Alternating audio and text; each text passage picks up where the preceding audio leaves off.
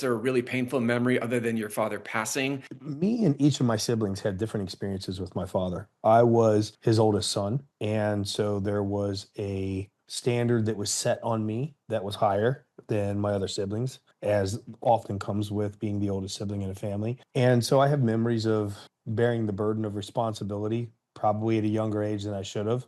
There was a time when me and my brother were playing around in the old section of our church during the choir practice on a Sunday evening, and my brother got pushed into a fire hydrant and cut his forehead open. And my dad was the choir director, and so I had to go over to stop the choir practice and tell my dad, like, "Hey, Greg got cut, and you might really need to check this out." And it ended up that my brother needed like 6 stitches in his forehead or something like that, and my father looked at me like, "How could you let this happen on your watch?"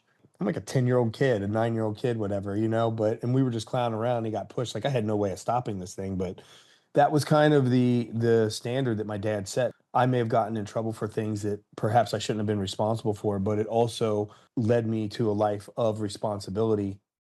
I'd say like he ruled with an iron fist kind of guy, he was very strict, and it was yes sir, no sir, yes ma'am, no ma'am type of household, please and thank you. And you didn't ask questions, you were just did what you were told to do, kind of like you were given marching orders, and like a chain of command in the military, you just unquestionably follow orders. And so in that kind of household, the positive side of that was you knew exactly what to expect. There never was any kind of question, but there were hard times and there were easy times, and it's shaped me into the person that I am today for sure.